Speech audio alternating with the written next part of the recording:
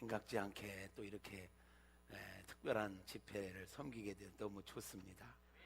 할렐루야. 저는 이번 성회 동안 이렇게 오늘 이 시간과 저녁 시간은 룻기 말씀으로 은혜를 나누려고 하고요, 새벽에는 다니엘서 말씀으로 은혜를 나누려고 합니다. 룻기는 우리가 잘 아는 듯 하면서도 의외로 잘 모르는, 저도 이렇게 돌아보니까 룻기 말씀으로 설교한 게 우리 교회에서는 별로 없는 것 같아요. 보통 교회들이 룻기 말씀을 언제 쓰냐면 어버이 줄 때 씁니다. 룻처럼 시어머니 잘 섬겨라 하면서 그런데 저는 룻기로 설교한 기억이 잘 안 나요. 그래서 갑작스럽게 제가 이번에 집회를 하게 됐는데, 뭐 다른 데 외부 나갈 때는 제가 한 연속 2번, 3번 할 수 있는 레파토리가 있어요.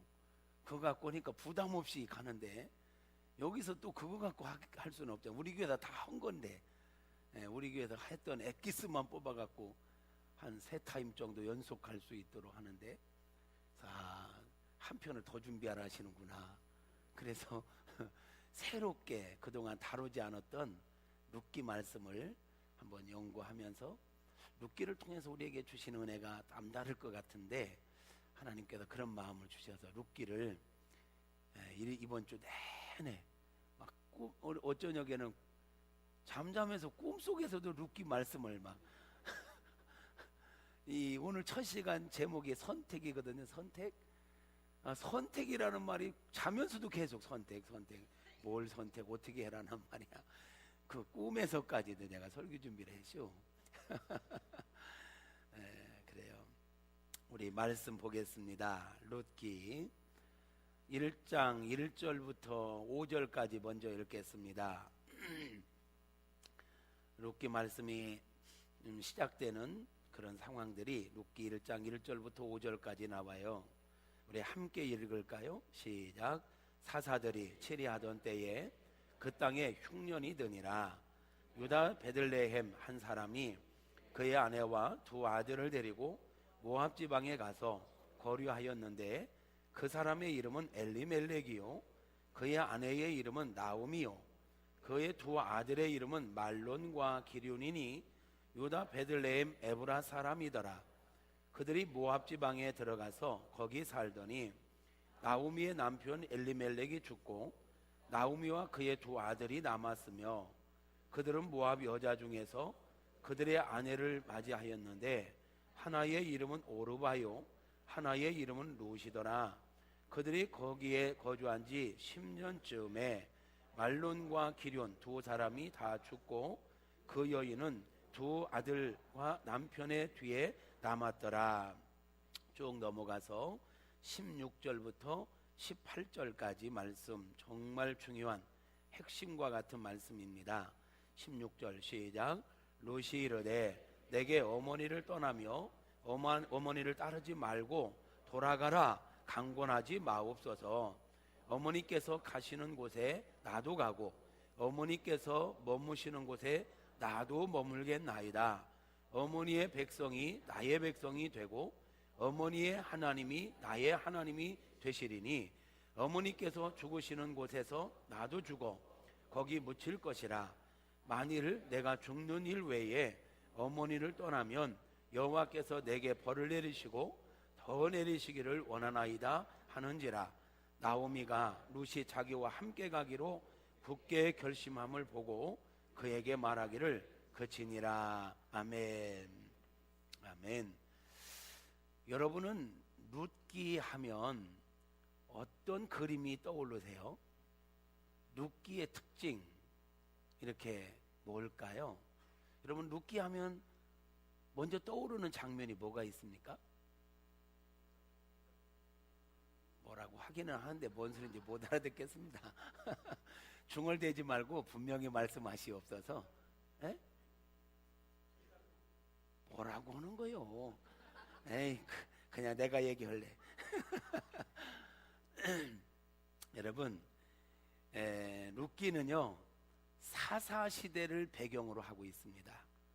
룻이 활동했던 시대는요, 나왔던 시대는 사사 시대예요. 사사 시대. 그리고 이 룻기는 4장까지 있는데 4장 안에 하나님 여호와라는 단어가 별로 안 나와요. 물론 룻이 고백할 때 뭐 어머니의 하나님 이렇게 찾기는 하지만 별로 하나님의 어떤 말씀이 직접적으로 나오는 게 별로 없어요.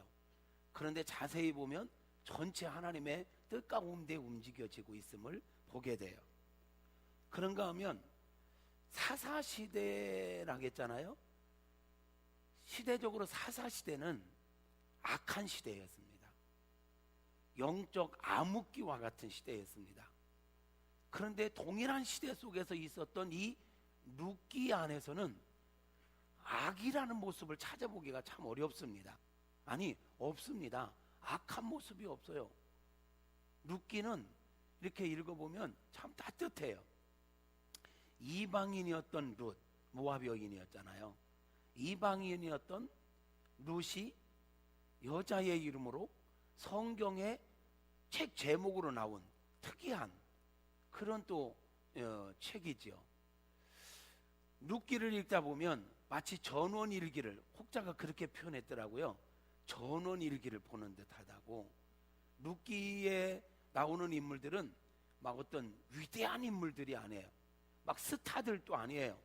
막 선지자, 왕, 뭐 이런 스타들의 이야기가 아니라 평범한 한 가정에서 있었던, 가정 가운데 일어났던 일들이죠.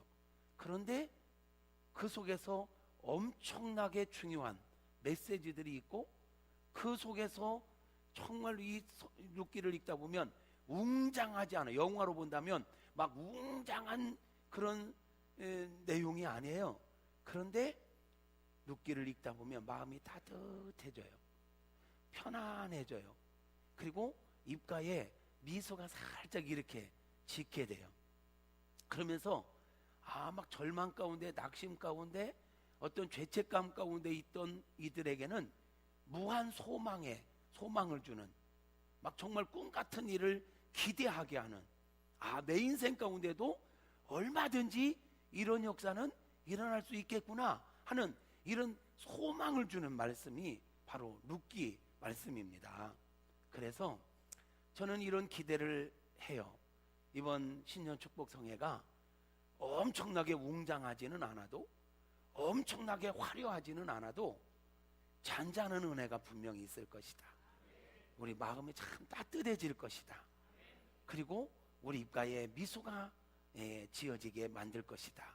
그리고 우리 안에 모든 걸 초월하여, 지금 내 상황과 환경을 초월하여 무한한 소망을 갖게 할 것이라는 확신이 있습니다. 그런 은혜가 우리 모두에게 있기를 소망하며 기도하시고, 저를 위해서도 기도해 주시기를 부탁합니다. 우리가 룻기 전체 흐름을 먼저 함께 보자고요. 1절부터 5절을 읽었잖아요. 사사시대에 한 가정이 있었는데 그 집의 가장은 엘리멜렉이라고는 사람이었다는 거죠. 그가 가정을 이루었어요. 그리고 두 아들을 낳았어요. 행복하게 살고 있었지요. 아무런 어려움 없이, 문제 없이 살고 있었네요. 근데 그런 그들에게도 생각지 않았던 어려움이 닥쳐오게 됐다는 거예요. 가장 기본적인 욕구, 먹고자 하는 거. 근데 그거에 문제가 생긴 거예요. 기근이 들었다는 거지요. 기근이. 근데 그 기근이 오자마자 엘리멜렉은 지체하지 않고 모압 땅으로 이민 가버려요. 모압 땅은 이스라엘 백성들이 가서는 안 될 땅이거든요. 신명기에 보면 하나님께서 모압 백성을 저주했고, 그리고 그 땅에 가면 안 된다, 그들과 섞이면 안 된다, 그들과 결혼하면 안 된다, 그들은 여호와의 총회에 대대로 들어올 수 없다, 그들과 섞이는 자들은 내 백성에서 끊쳐지리라. 이렇게 그만 땅, 그만 족속에게 단순히 먹을 것이 떨어졌다는 이유로 먹을 것이 풍부해 보이는 그 땅으로 간 거예요. 그 땅이 어떤 땅이에요? 이스라엘 백성들이 출애굽해서 그렇게 어렵게 기적적으로 요단강을 건너왔어요. 그리고 지금 이 가나안 땅에 정착했거든요. 모압 땅은 요단강 건너편에 있는 거예요. 그렇게 어렵게 들어왔던 이 땅을 단순하게 먹을 걸 찾아서 살고자 가족을 데리고 엘리멜렉은 모압 땅으로 가버린 거예요. 하나님의 말씀이 아니라고 하더라도 일단은 먹고 살고 보자. 하나님의 뜻이 아니라 하더라도 일단은 나는 풍요를 찾아가리라 하고 육신의 유혹을 따라, 육신의 편안함을 따라 세상의 풍요를 쫓아 하나님의 말씀을 거역하고 하나님의 뜻을 거역하고 요단강을 건너 저 저주의 땅, 하나님께서 인정하지 않는 그 땅으로 가버렸다라는 거죠. 문제의 발단은 거기서부터 시작되는 거예요. 그래서일까요? 그쪽으로 건너가서 살려고 갔는데 어찌된 일인지 그 땅에 가서 얼마 되지 않았는데 엘리멜렉이 죽어버렸어요. 엘리멜렉이 죽어버렸어요. 그러는 가운데 두 아들이 있었잖아요. 이 나오미가, 엘리멜렉의 아내가 나오미잖아요. 나오미가 두 아들을 결혼시키는데 글쎄 그 땅에 있는 모압 여인들을 며느리로 삼아버리는 거예요. 옛날 믿음의 선조들은 어떠했나요?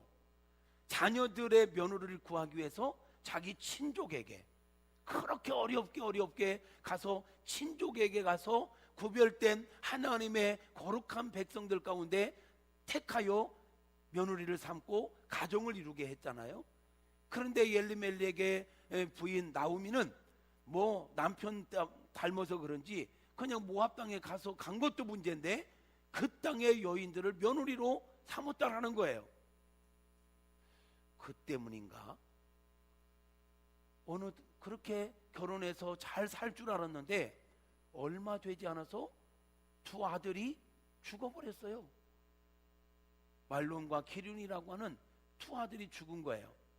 그게 불과 10년 사이에 일어난 일들이에요. 잠깐 갔다 온 것도 아니에요. 엘리멜렉이 가족을 이끌고 살고자 모압 땅으로 갔는데 그 땅에서 10년 정도 사는 기간에 남편 죽어, 두 아들 죽어. 이 집안이 모압 땅의 어떤 기운 때문인지 어떤 징계 때문인지는 모르지만 모압의 세속화에 침몰되고 가정이 그냥 깨지고 마는 거예요. 하루아침에 집안에 세 남자는 죽어버리고 세 여자만 남게 된 거예요. 지금도 그러하겠지만 이 당시에 남자들이 이렇게 죽었다? 이건 절망이에요. 먹고 살 길이 막막한 거예요.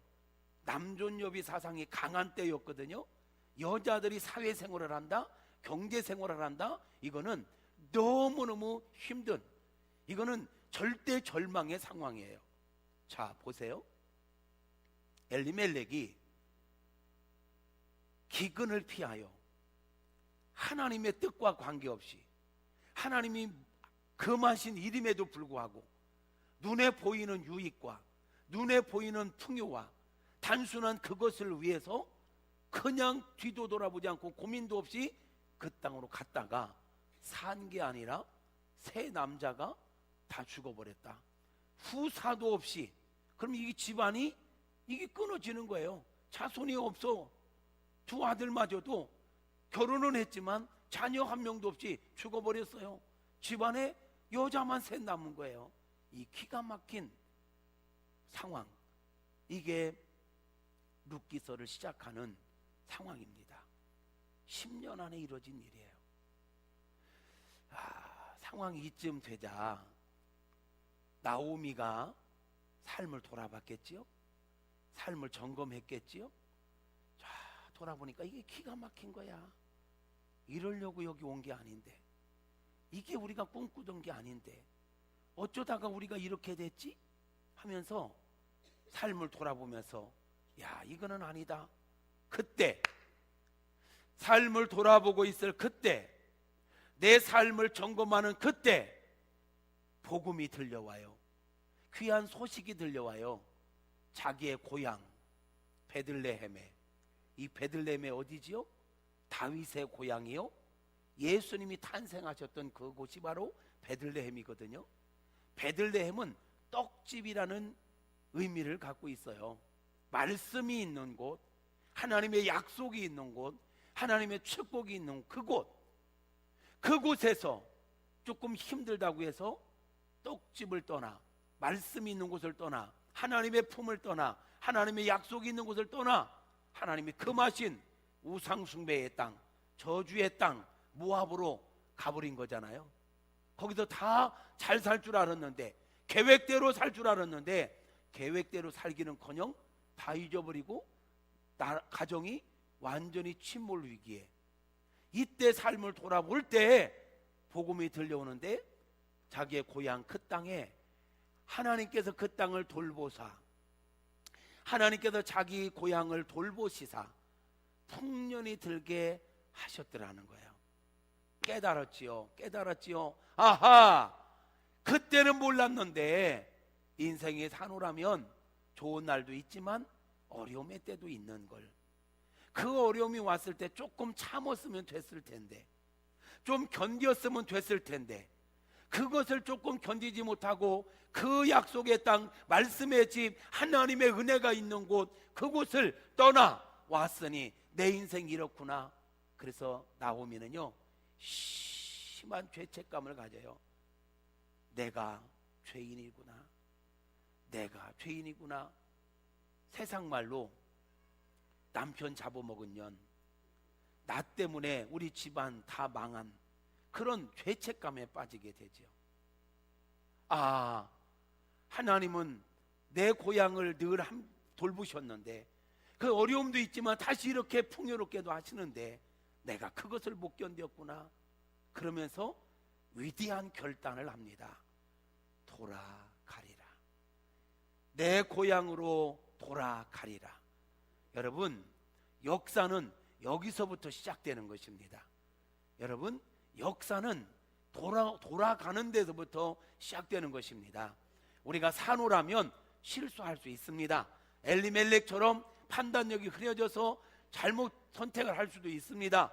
그래서 모든 걸 다 잃어버릴 수도 있습니다. 그러나 끝이 아닙니다. 끝난 것 같은 그곳, 거기서 하나님은 다시 시작하게 하시는 것입니다. 그 시작점이 어디입니까? 돌이키는 것입니다. 내가 돌아가리라, 내 고향으로 돌아가리라. 그때 하나님은 일하기 시작하시는 것입니다. 나오미가 두 자부를 데리고 가자, 아가들아 가자, 내 고향으로 돌아가자 하고 길을 떠납니다. 가다가 생각하니까 이거는 아닌 것 같아. 가다가 생각하니까 많은 생각이 오지 않았을까요?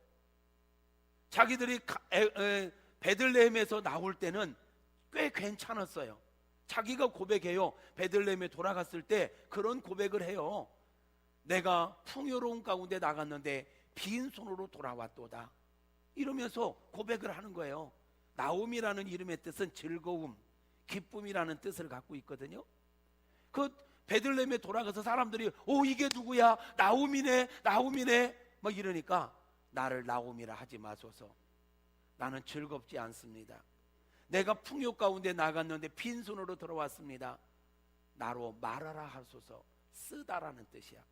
기쁨이라는 이름을 가졌던 나오미가 인생의 쓴맛을 경험하고 내 인생은 지금 쓰다 이렇게 고백할 정도로 인생이 망가진 거요.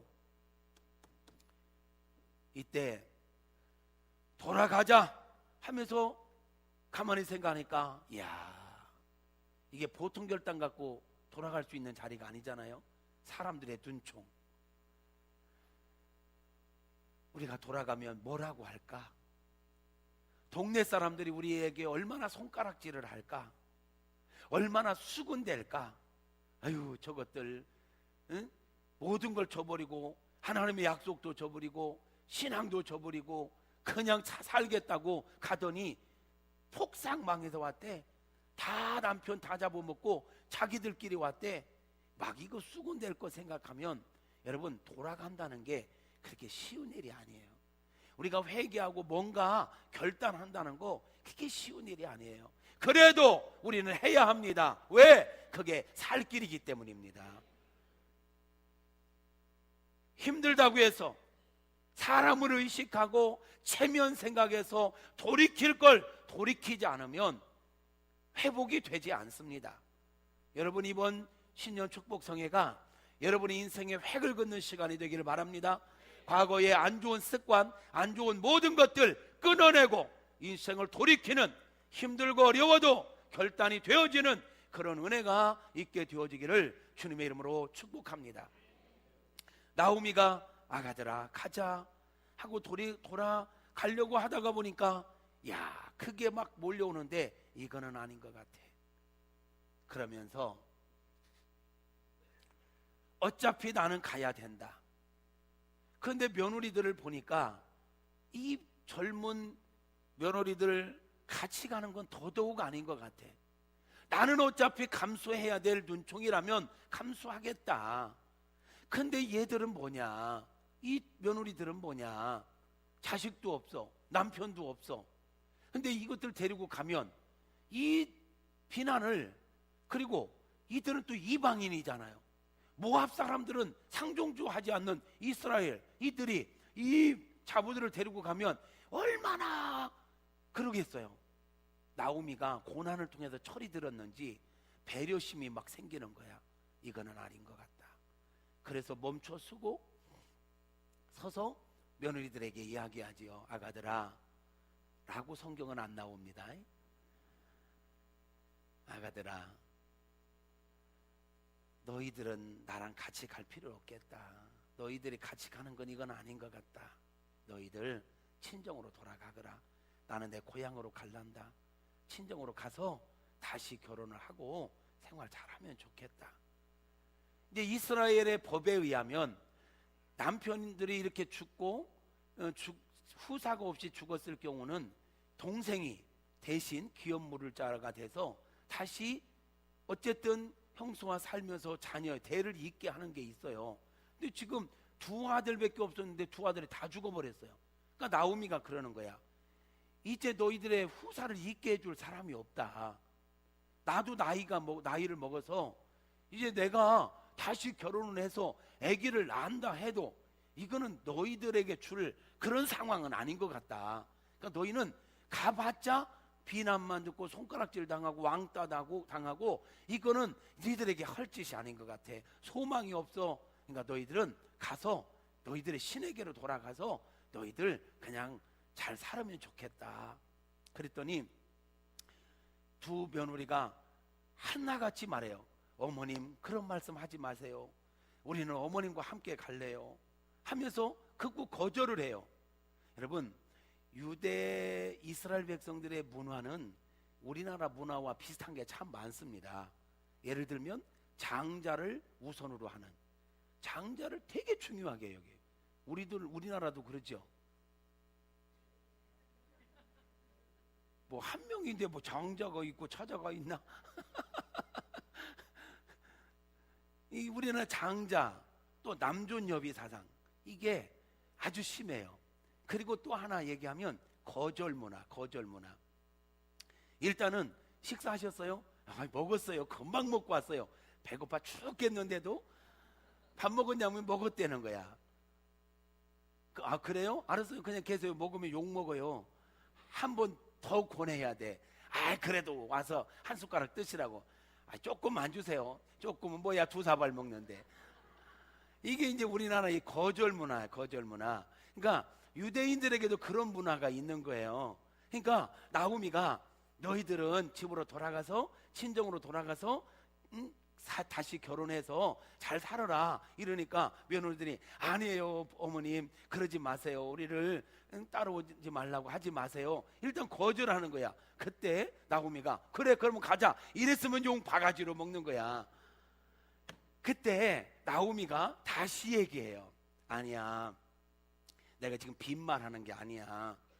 여러분, 제가 지금 빈말하는 게 아닙니다. 내가 빈말하는 게 아니야 하면서 이야기를 하는데 성경을 읽어보면 진심이 느껴져요. 나오미가 진짜로 며느리들을 생각해서 배려해서 그들을 정말 위해서 하는 것을 말하는 것임을 느끼게 돼요. 그런가 하면 이 두 며느리도 그냥 형식적으로 아니에요 어머님 이게 아니야, 진짜야 진짜. 근데 나오미가 다시 한번 얘기를 하니까 오르바는 큰 며느리였던 것 같아요.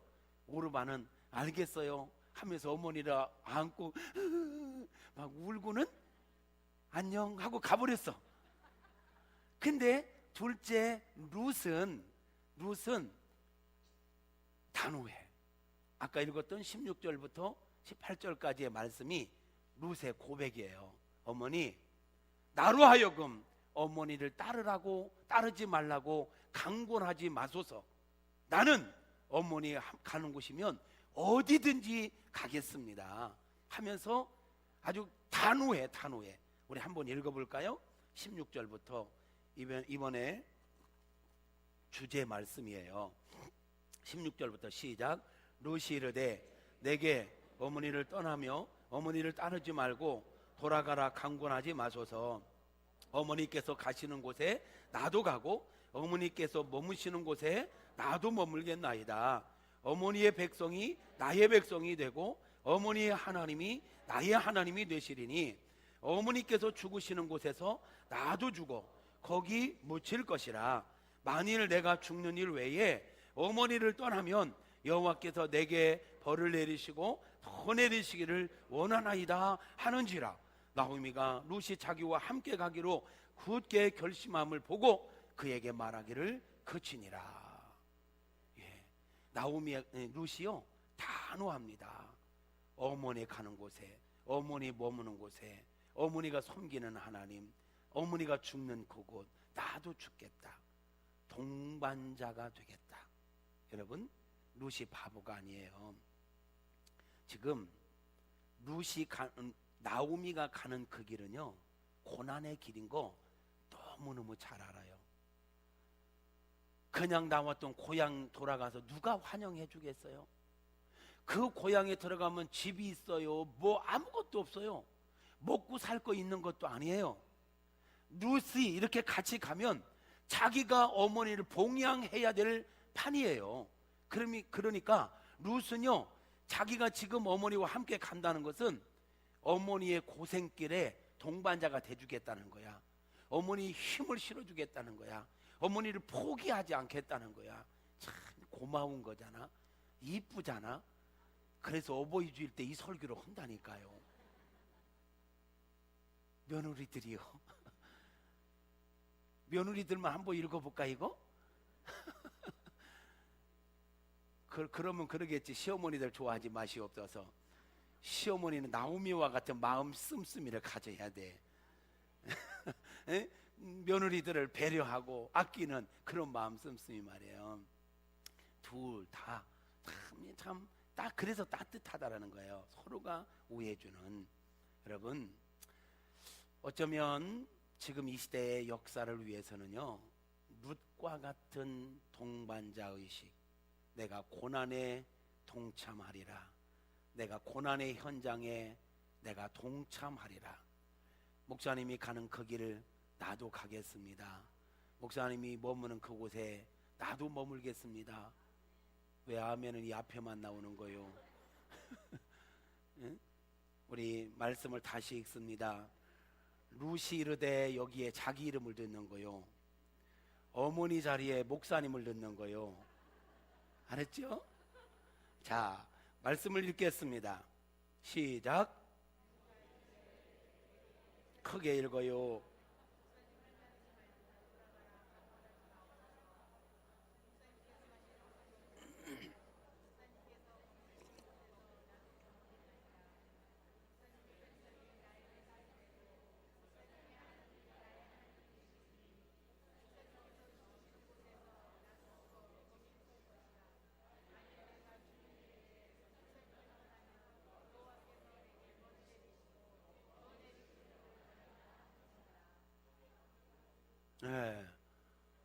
지금 우물우물 대답하는 것 같아.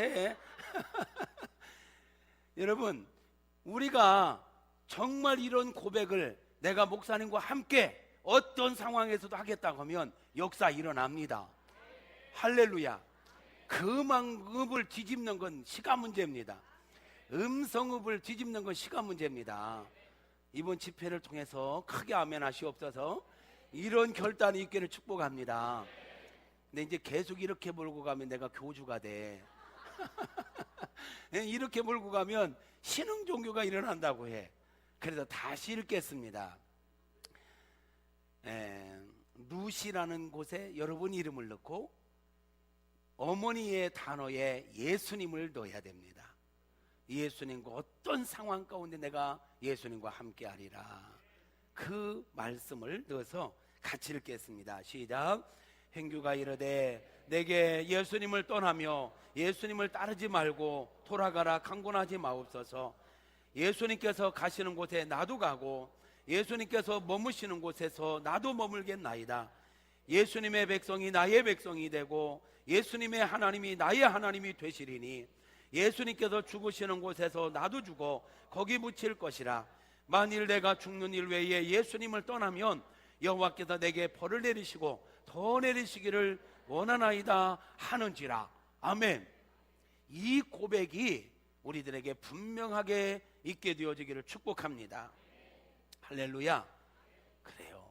룻이 바로 이런 고백을 한 거예요. 그러니까 어머니에게, 나오미에게 이 고백을 한 게 보통 고백이 아니라는 거예요.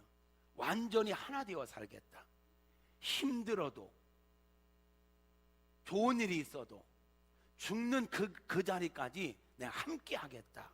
동반자 의식. 우리가요, 함께 가기 위해서는 이 의식이 필요해요.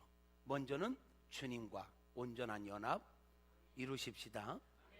그리고 우리는 주님과 연합을 이룰 뿐만 아니라 목회자와 이 연합을 이루어야 됩니다.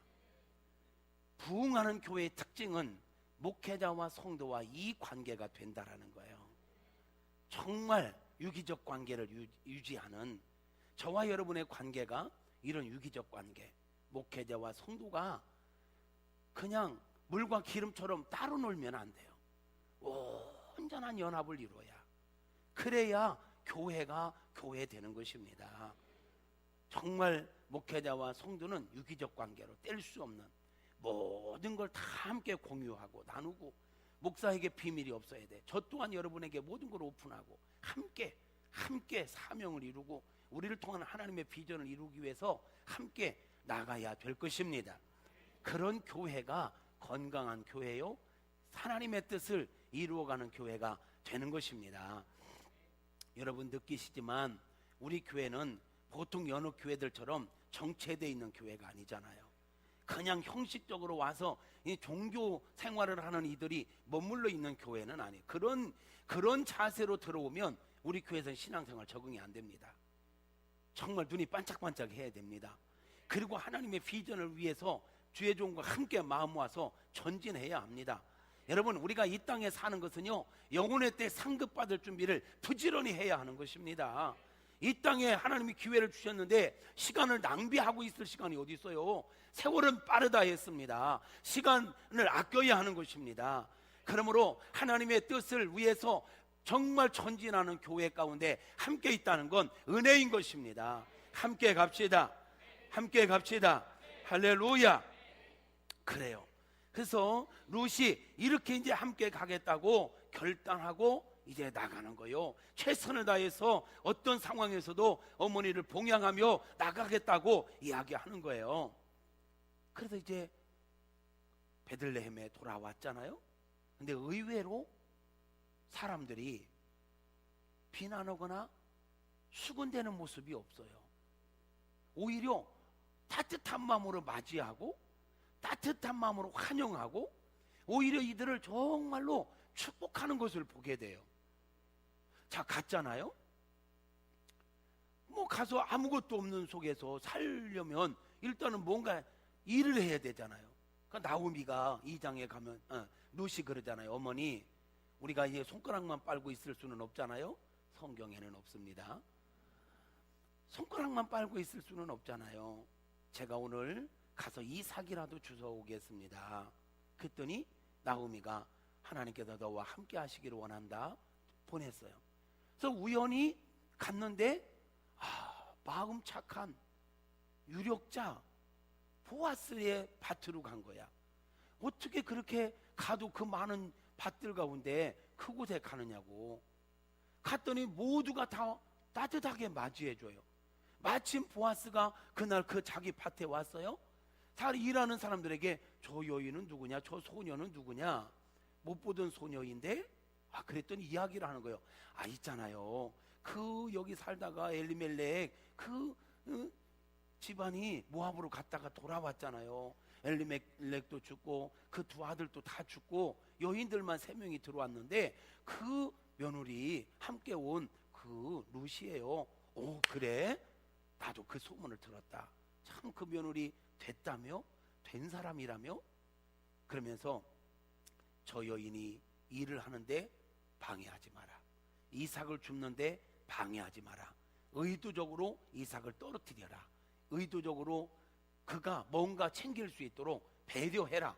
누구도, 너희 중에 누구도 저 여인에게, 저 소녀에게 추근덕거리거나 막 이렇게 찝쩍거리고 그러면 이거는 없습니다. 근데 뉘앙스는 이렇습니다. 건드리지 마라. 그리고 그가 마음껏 이삭을 주워갈 수 있도록 배려해라. 일부러라도 흘려놔라. 이렇게 배려해주는. 자, 보세요.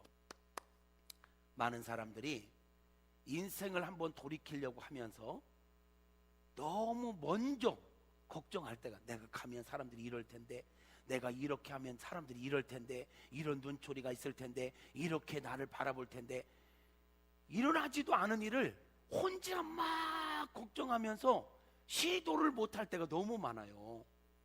그런데 아세요? 하나님께서 감동을 주실 때는 길을 예비해 놓으셨다는 거. 인간적인 상식으로는 돌아가면 수근덕거리고 돌아가면 막 손가락질을 할 줄 알았어요. 이게 인간적인 생각이에요. 그런데 막상 가보니까 누구도 손가락질하는 사람 없어요. 수근덕거리는 사람 없어요. 오히려 따뜻한 마음으로 환영하고 축복하고 보아스 같은 사람들을 예비하셨다가 만나게 하시잖아요. 그러므로 여러분, 우리가 신앙생활하면 어떤 감동이 올 때는요, 미리 앞서서 인간적인 생각으로 막 이렇게 계산하지 말고 감동에 순종하십시오. 신앙생활 잘하는 것은 어떻게 하고 주님을 따라가는 거라고요? 점심 먹고 나니까 다 잊어버렸어요? 네 예수님. 우리 유치원 선생님들만 해봐. 네 예수님. 유치원 선생님들 신유선 일어나서 할까? 자, 여러분, 감동 주시면 하면 문제가 없다니까. 문제가. 할렐루야.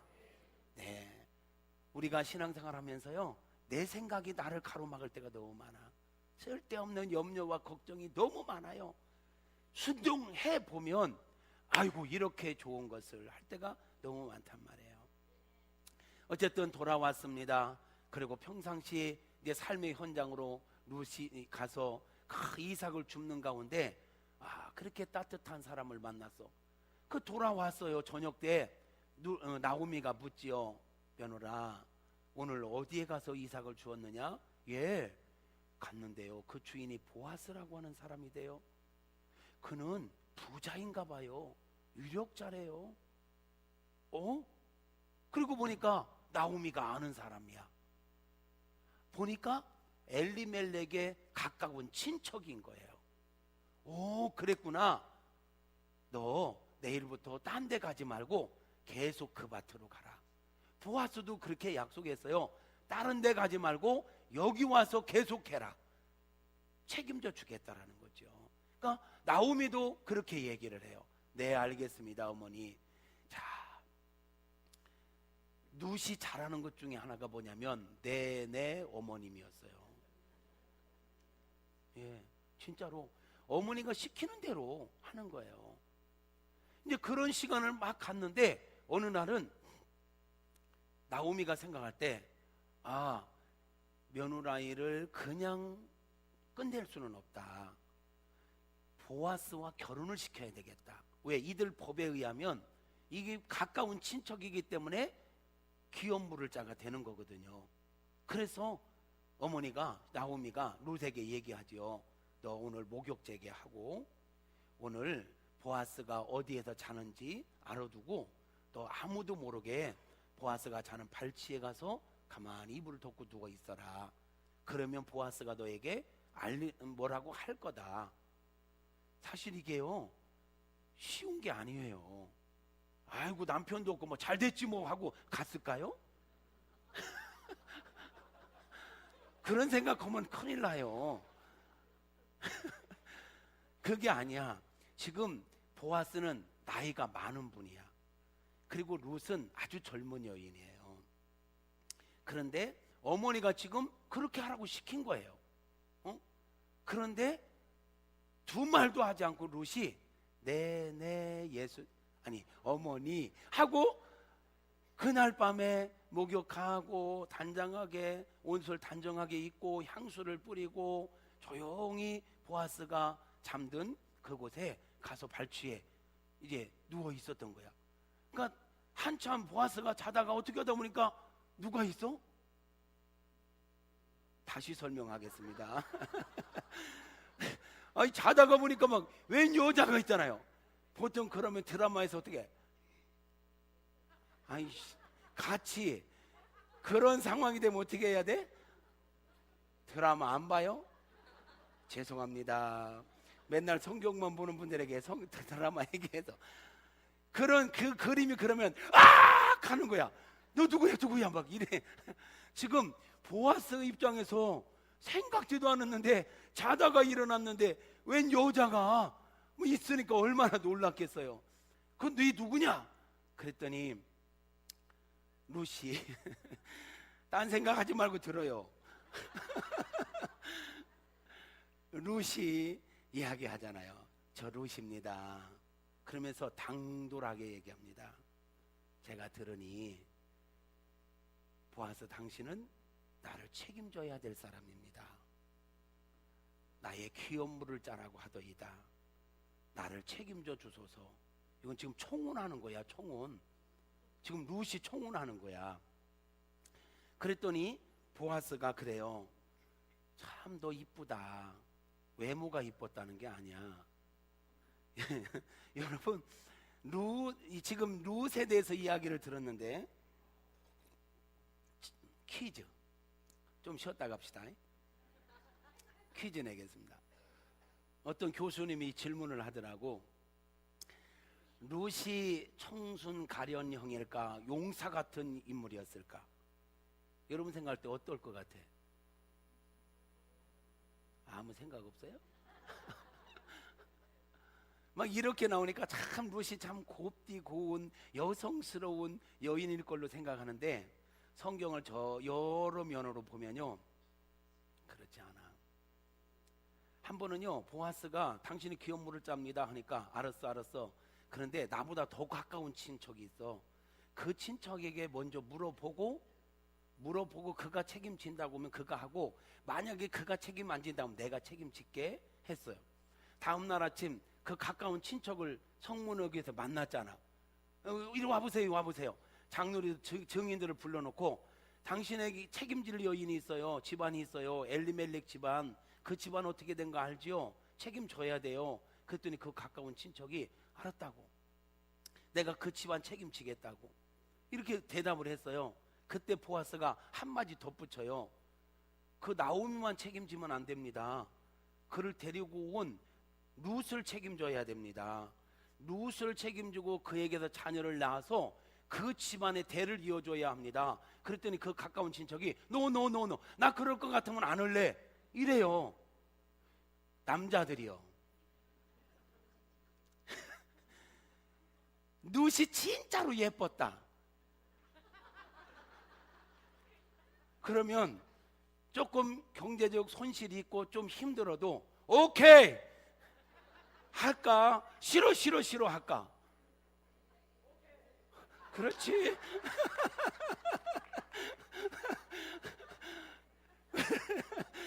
그렇지. 뭐 여자분들은 남자를 볼 때 경제적인 능력을 보고 착하냐 안 착하냐 보고 여러 가지 따져도 남자들은 10대든 20대든 30대든 첫째 뭐해? 30대도 50대도 이쁘면 되는 거야. 그러면 루시 예뻤다면 그 귀여운 물자가 그러면 더 좋지 이래야 돼. 나오미와 이들을 책임지라니까 오케이 그렇게 하겠다고 했는데 룻도 책임져야 돼. 그리고 그에서 자녀를 낳았고 기업을 이어줘야 돼. 그럼 난 그런 손해보는 짓은 안 해. 이걸 보면 그렇게 미인은 아니었던 것 같아.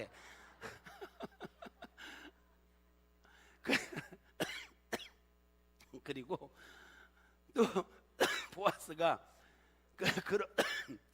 내가 나는 안 이뻐도 살아. 저 김순현 씨 봐봐. 이뻐? 알았어. 그 소리를 원했어요.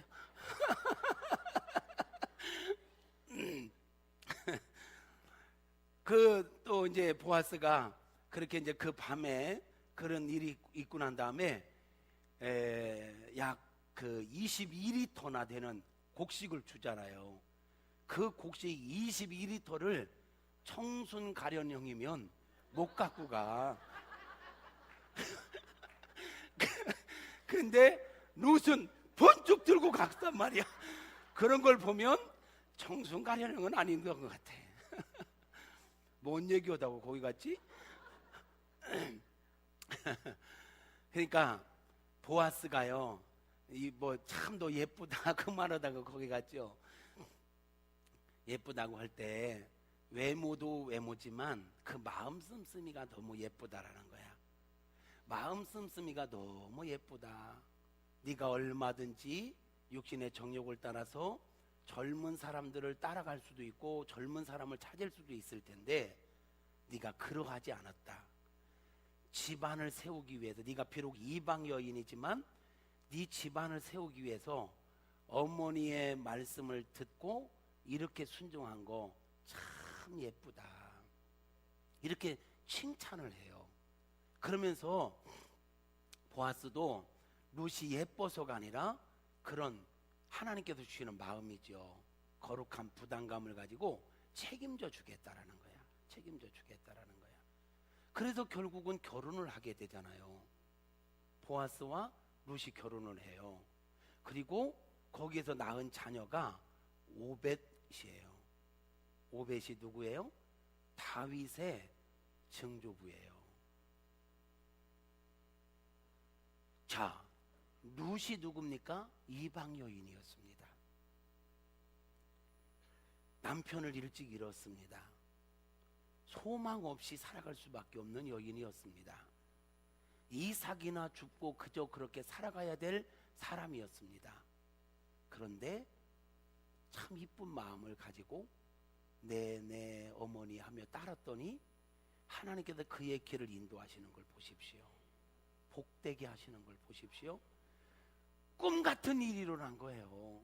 자기는 우연히 그냥 도리를 행한 것뿐인데 지금 어떤 역사를 이루었다고요? 그에게서 다윗이 태어났어요. 더 놀라운 거, 그 후손 가운데 예수 그리스도가 태어났다라는 거야. 인생의 역전을 이루는 아름다운 이야기가 바로 룻기예요. 룻이라는 인물이 그렇게 화려하거나 영웅은 아니었지만 그냥 삶의 현장 속에서 평범한 이런 결단이 룻으로 하여금 인생을 그래서 자기 이름을 따서 성경에 기록되고 다윗의 조상이 되어 예수님의 조상이 되는 이 엄청난 은혜를 누리게 됐다라는 것입니다. 저는 오늘 이 스토리 가운데 많은 걸 이야기하고 싶지만 한 가지만 이야기하고 마치려고 합니다. 선택. 여러분, 우리가 이 세상을 살아감에 있어서 정말 중요한 것이 뭐냐? 선택이죠. 우리는 선택의 연속선상에 있습니다.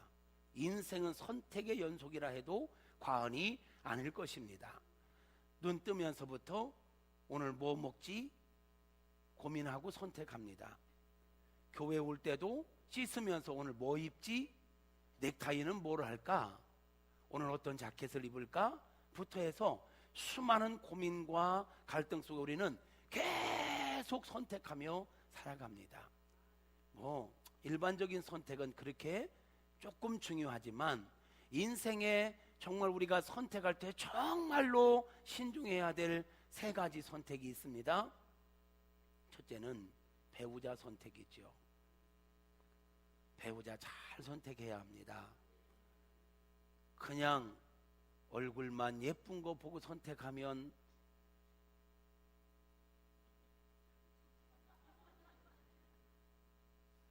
후회합니다. 안 할 수도 있지만 먼 미래를 보고 외모만 보면 안 됩니다. 드러난 면만 보면 안 됩니다.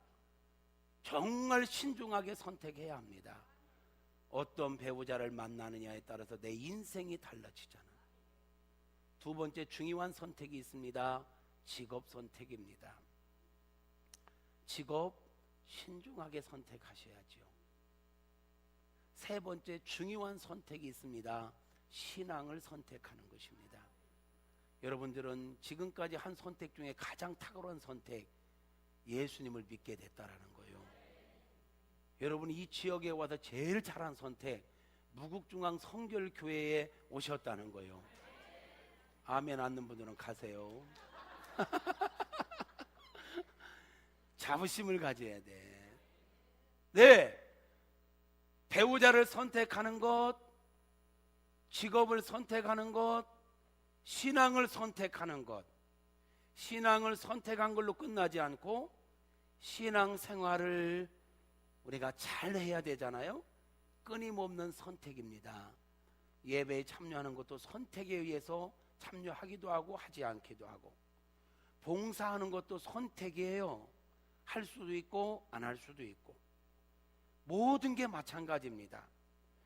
그렇다면 신앙생활 잘하기 위해서는 끊임없이 선택을 잘 해야 될 줄로 믿습니다. 바른 선택을 하는 저와 여러분이 되어지기를 바랍니다. 바른 선택을 할 수 있는 지혜와 분별력이 있기를 축복합니다. 엘리멜렉은 잘못된 선택을 함으로 집안이 침몰될 위기까지 빠지게 된 거예요. 그죠? 선택. 우리가 산후라면 문제 만날 수 있습니다. 산후라면 생각지 않았던 어려움 다가올 수 있습니다. 이런 어려움이 올 때 우리가 어떤 선택을 하느냐, 어떻게 반응하느냐가 내 인생의 믿음의 현 주소요, 내 인격의 현 주소라 했어요. 원하든 원하지 않든 우리가 산후라면 문제 만날 수 있어요. 그 문제 만날 때 우리는 바른 선택을 해야 합니다. 엘리멜렉처럼 눈에 보이는 거 따라가면 안 됩니다. 일시적인 풍요 따라가면 안 됩니다. 아멘. 엘리멜렉의 실수가 뭔지 아세요? 시대의 풍조를 따랐다라는 거예요. 제가 자주 이야기하죠. 우리는 선택이 중요하다는 걸 알아요. 순간의 선택이 10년이 아니라 평생을 좌우합니다. 아니, 순간의 선택이 영혼을 좌우할 수 있습니다. 그렇다면 선택이 얼마나 중요한지는 더 강조하지 않아도 될 것입니다. 그런데 말이에요, 그렇다면 우리가 뭔가를 선택할 때 분명한 기준이 있어야 되지 않겠습니까? 감정 따르지 말자 했죠. 시대의 풍조 따르지 말자 했죠. 왜? 엘리멜렉을 보시라고요. 엘리멜렉이 모압 땅으로 가는 걸 주저없이 갔던 이유는요, 한마디로 보면 성경은 답하고 있어요. 사사시대라고 왜 표현했을까요? 이 시대적 배경이 사사들이 치리하던 때에 라고 왜 이야기했을까요? 사사시대의 풍조가 엘리멜렉의 선택을 하는데 결정적 역할을 했다라는 거죠. 우리가 잘 아는 것처럼 사사시대는 이스라엘 백성들이 여호수아 장군과 더불어 가나안 땅에 들어가서부터 사울이 왕이 되기까지 약 350여 년의 시간, 이게 사사시대입니다. 여러분, 사사시대의 특징이 뭡니까? 자기 소견에 옳은 대로 행했다라는 것입니다. 원칙이 없었어요. 여호수아가 데리고 들어가긴 했는데 말씀을 잘 가르치면서 모든 걸 말씀 따라서 살아야 된다, 이거를 가르쳤어야 되는데 잘 안 가르쳤는지, 가르쳤음에도 불구하고 잊어버렸는지, 사사시대 사람들의 특징 중에 하나가 뭐냐면 하나님의 뜻대로 살지 않고 하나님의 말씀대로 살지 않고 자기 소견에 옳은 대로 행했다라는 거예요. 그 사사기를 보면 자기 소견에 옳은 대로 살았더라, 이 말이 계속 반복돼요. 한 예를 들어볼게요.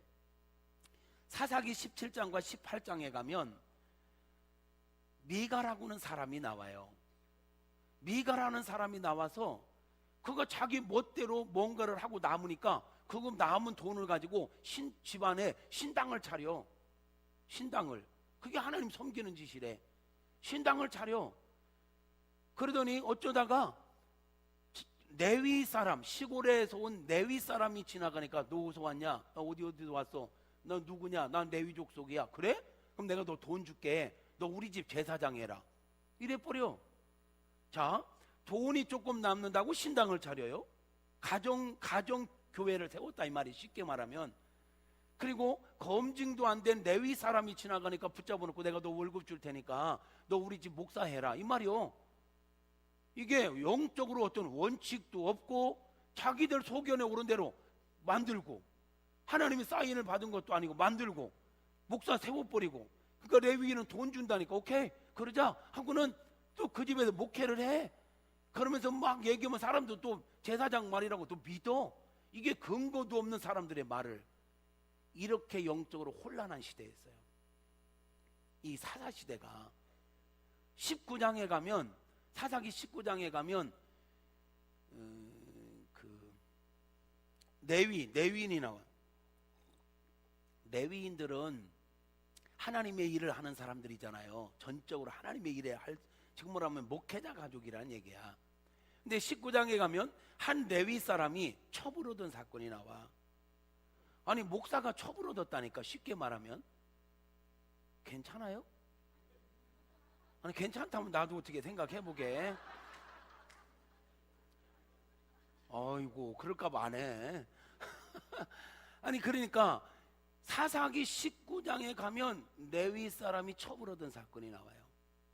근데 이 첩이 레위 사람하고 잘 살다가 바람이 났어. 이게 또 첩이 바람이 났어. 그래 나가서 막 그냥 못된 짓을 하고 돌아다녀요. 그러면 이게 레위 사람이 이런 첩을 얻어도 안 되지만, 그렇게 만약에 그러면 이거는 아닐 거야. 그러면 하나님의 법에 의해서 단호하게 이건 치리해야 되는 거야. 근데 용납을 해요. 용납을 해. 용납을 하면서 그 첩을 찾아가. 그래가지고 찾아가서 그 처갓댁에 또 가네. 갔더니 또 장인이 그냥 또 막 상다리 부러지게 씨암탉을 잡아놨다는 말은 없지만 하여튼 음식을 차려가지고 뭐 사위 왔다고 막 대접을 해요. 그래 다음날 가려니까 붙잡고 들어줘. 또 좀 쉬었다가 기력을 회복한 다음에 가라고. 그 다음날 가려니까 또 붙잡고 막 음식을 차려놓고, 아이고 이런 처갓집 좋겠다. 막 그러기를 5일 동안 그리 하는 거야. 근데 계속 붙잡으니까 저녁 때가 됐는데 또 간다고 하니까 또 붙잡아. 이거 계속 붙잡힐 것 같으니 가자 하고는 그냥 데리고 나와버렸어요. 데리고 나오면 안 돼요. 끝냈어야 돼요. 부정한 여인을. 근데 이 레위인의 가치관이 흐려진 거, 이게 사사시대야. 그런데 이 첩을 데리고 이제 돌아가는 길에 저녁 때가 됐잖아요. 그러니까 머물 곳을 찾는데 마땅치가 않아. 어떻게 하다가 이제 베냐민 지파에 속한 지역으로 갔어요.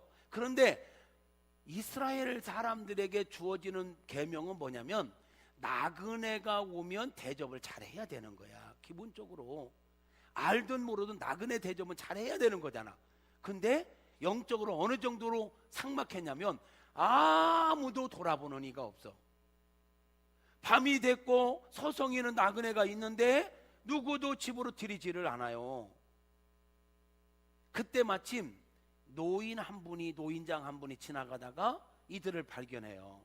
그리고는 집으로 초대하지요. 그 집에 가서 극진히 대접을 했어요. 근데 저녁이 됐네요. 저녁이 됐는데 동네 불량배들이, 깡패들이, 동네 젊은 놈들이 떼구리로 몰려와가지고 문을 두드리는 거야. 아까 너희 집에 들어온 그 레위인을 내놓으라는 거야. 모스매들이 와가지고 이 레위 사람 남자를 내놓으라는 거야. 뭐 하려고? 상관하겠다, 동성애 하겠다라는 거예요. 그 정도로 성적으로 문란했던 그 도시가 바로 그때가 사사시대예요. 그러니까 동네 젊은 놈들이 와서 레위 사람 내놓으라는 거예요. 우리가 상관하겠다는 거예요. 동성애 하겠다는 거예요. 그랬더니 이 노인이 하는 말을 들어보십시오. 기가 막히네요. 나가서 가로막고 서더니 젊은이들이요, 이러면 안 되네, 이러면 안 되네, 그 사람을 건드리면 안 되네, 여기까지는 좋아, 그 다음에 나가지 말았어야 돼. 이 노인장이 하는 말이, 내게 결혼하지 않은 처녀 딸이 있으니 내가 그 딸을 내주겠네. 그리고 저 레위인이 데리고 온 첩이 있으니 그 첩을 내줄 테니 그 남자 레위인은 건드리면 안 되네. 이 지랄하네. 이게 지금 말이 되는 거요? 이 말은 이 사사시대가 여성 인권이 이렇게 짓밟히고 무시됐다라는 거야. 결혼하지 않은 내 처녀 딸을 주겠다는 거야. 아니, 나쁜 놈 새끼들이 와서 내놓으라고 할 때 단호하게 혼내고 안 돼! 이래야 될 판인데 안 돼까지는 됐는데 대안이 뭐야? 처녀 딸을 내주겠다라는 거야, 그 도둑놈 같은 놈들한테. 그리고 레위인의 첩을 내주겠다는, 쥐첩이요? 아니, 그걸 내주겠다는 거야. 마음대로 해라는 거야. 그래도 이놈들이 안 돼, 우리는 동성연애. 이 사람이요, 이 동성애는 성적 타락의 극단적인 상황입니다. 사람 끊임없이 자극적인 걸 추구하고 변태적인 걸 추구하다가 동성애까지 가는 거예요. 거기서 넘어서면 수간을 해, 짐승과 교합하는 거야. 이게 더럽고 추하고 저질서로 인간의 길을 포기하는 짓이잖아. 하나님의 창조 질서를 거부하는. 그런데 지금 이 나라가 동성애를 합법화 시키려고 해. 정신 나간 놈들이지. 막아야 되고 기도해야 돼. 이게 타락의 끝을 보는 거예요. 끝을 보는 거예요. 이 시대가 이렇게 되니까 하나님의 징계로 기근이 떨어진 거잖아. 그 징계로 전쟁이 일어나는 거잖아. 그러면 회개하고 깨닫고 돌이켜야 되는데, 그 앞장서서 회개하라 외쳐야 될 레위인이, 목사가 첩을 얻고 지금 이 짓 하고 다니니 소망이 어디 있냐고. 하나님의 소망은 세상에 있지 않다, 청와대에 있지 않다, 교회에 있다. 교회가 마지막 보루입니다. 교회가, 우리 성도들이, 목사들이 타협해버리면, 우리들이 세상과 섞여버리면 소망이 없는 것입니다. 우리가 깨어있으면 하나님은 기다려주십니다. 그래서 우리는 가인의 후예로 살지 말고 셋의 후예로 살아가자라고 작년에 그렇게 외쳤던 것입니다. 지금 상황이 이런 상황이요. 이놈들이 계속 내놓으라고 하니까 첩을 밖으로 내버려줘. 첩만 밖으로 내동댕이 쳐. 첩만. 그랬더니 이놈들이 문을 안 열어주니까 어쩔 수 없이 이 첩을 데리고 밤새도록 못된 짓을 하네요. 한 여인을 두고, 이 동네 불량배들이. 참. 그래가지고 결국은 그 여인이 그 밤에 죽습니다. 기가 막힌 일이 일어난 거야. 이게 사사시대요. 그랬더니 또 이 레위 이놈을 보세요. 그 여인은 그러면 잘 매장을 하든지 어떻게 끝내야 되잖아. 그 자기 첩을 데리고 가, 시체를. 가더니 12토막을 내네. 12토막을 내가지고 12지파에 다 보내면서 내가 이런 일을 당했다고. 이게 뭔 자랑할 일이요? 내가 이런 일을 당했으니 그놈들 내버려 두면 안 된다는 거지. 이렇게 잔인했던 시대, 이렇게 윤리와 도덕이 없어지고 신앙과 영적인 게 무지했던, 자기들 생각대로 살아가던 시대가 사사시대예요. 이 정도 되니까 엘리멜렉이 기근이 오니까 생각도 않고 그냥 모압 땅으로 가는 거야. 어쩌면 지금 저와 여러분이 살고 있는 이 시대가 사사시대처럼 망가져 있지 않나요? 가치관이 혼돈되고 정의가 사라지고 도덕과 윤리가 없어지고 목소리 큰 놈, 흰센 놈이 차지하고, 이런 시대를 살아가는 그리스도인들이 시대의 풍조를 따라서 되겠느냐는 거예요. 시대의 풍조를 따라서 되겠느냐는 거야. 엘리멜렉의 실수는 뭐냐? 시대의 풍조를 따른 거예요. 시대가 그렇다 하더라도 하나님의 뜻을 찾고 하나님의 뜻을 따라 살아야 될 사람이, 시대가 다 그렇게 되니까 이거 뭐 이 땅 버리는 거, 신앙 버리는 거, 말씀 버리는 거 너무 간단했던 거죠. 그 결과는 뭐야? 자기도 죽고 두 아들도 죽고. 여러분, 선택이 중요해요. 선택하는데 기준이 있어야 돼요. 시대의 풍조를 따르면 안 돼요. 육신의 정욕 따르면 안 돼요. 물질의 풍요를 따라서 가면 안 돼요. 여러분, 이사를 가든 어떤 뭔가를 할 때 여러분, 물질적 풍요와 세상적인 이거 따라가면 큰일 납니다. 하나님의 뜻을 따라야 됩니다. 정말 하나님께서 나로 하여금 움직이게 하신다면 움직이십시오. 그러나 그게 아니라면 내 인위적으로 풍요를 따라간 롯은 어떻게 됐나요? 롯, 소돔과 고모라 성을 선택했던 롯은 어떻게 됐나요? 육신의 정욕을 따랐던 다윗은 밧세바를 보고, 정욕을 따랐던 밧세바는 다윗은 어떻게 됐나요? 우리는 이런 시대 속에서 룻처럼 바르게 선택해야 합니다. 노아 시대의 노아처럼, 노아 시대도 사사 시대처럼 모든 게 망가졌었죠. 그런데 노아는 하나님 보시기에 당대 의인이었고 완전한 자라 칭찬을 받았지요. 상황이 좋을 때 말씀을 따르고 신앙생활 잘하는 건 누구나가 할 수 있는 것입니다. 암흑기에, 사사시대처럼 암흑기에 잘하는 것은 특별한 것입니다. 그 영적 암흑기에 잘하는 건 진짜 잘하는 것입니다. 그러니까 빛나는 것입니다. 남들이 다 잘할 때, 상황이 좋을 때 누가 못해요? 그때는 잘해도 표시가 안 나요. 그런데 남들이 다 시대의 풍조를 따르고 육신의 정욕을 따르고 물질의 풍요를 따라가는 그때에도 꿋꿋하게 노아 시대의 노아처럼, 그 시대의 새처럼, 이 동일한, 봐요, 이 지금 사사시대야. 그런데 이쪽에서는 지금 엉망진창인데 룻을 보면, 보아스를 보면 너무너무 순결함을 느껴지잖아요. 지금 시대가 아무리 사사시대처럼 엉망진창이 됐어도 여전히 이 시대에도요, 바알에게 무릎 꿇지 않은 7천인이 있고, 여전히 보아스 같은 경건한 사람이 있고, 여전히 룻과 같은 여인이 있는 줄로 믿습니다. 저는 말이에요, 이 자리에 함께한 저와 여러분이 이 시대의 보아스였으면 좋겠고, 이 시대의 룻과 같은 사람이었으면 좋겠다는 거예요. 한쪽에 직분을 떠나 다 이렇게 살아도 우리는 그렇게 살지 말자라는 거지. 여러분, 엘리멜렉의 이름의 뜻이 뭔지 알아요? 여호와는 나의 왕이시다 라는 뜻을 갖고 있어요. 이름의 뜻은 너무 좋아. 여호와는 나의 왕이시다.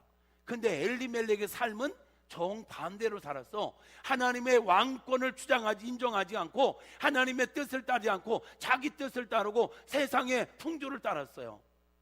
이름값을 하면서 살아야 되잖아요. 아멘.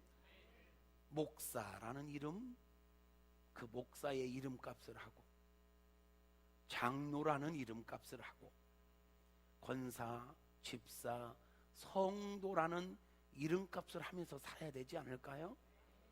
성도라는 이름을 가지고 있으면서 엘리멜렉처럼 세상 풍조를 따르고 육신의 정욕과 풍요를 따라간다면 안 되잖아요.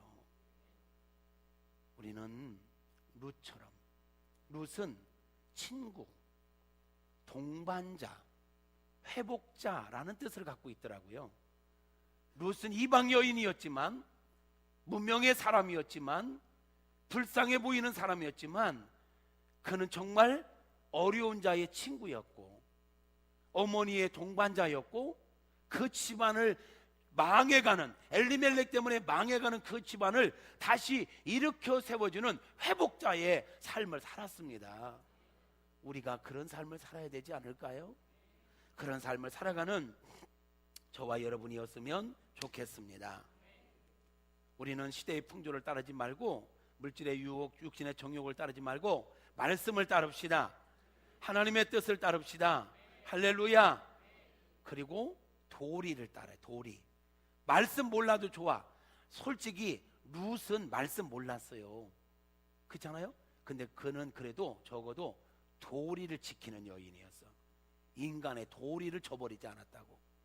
적어도 우리가 선택을 할 때 말씀을 잘 몰라도 도리를 지키면 되더라고요. 또 다른 말로 덕을 세우는 선택을 하면 돼. 이게 나만을 위한 거냐, 모두의 유익을 위한 거냐, 내가 이런 선택을 하는 게 덕을 세우는 거냐, 덕을 뭉개뜨리는 거냐, 이거 기준을 가지면 되더라고요. 말씀을 이렇게 마무리하려고 합니다. 우리 세상 살면서 무엇을 하든지 너무 잘하려고 하지 말고 바르게 살아갑시다. 잘하려고 하다 보면 내 생각이 나와, 내 욕심이 나와, 내 경험이 나와. 바르게 하려고 하면 하나님의 뜻을 따르게 되어 있더라고요.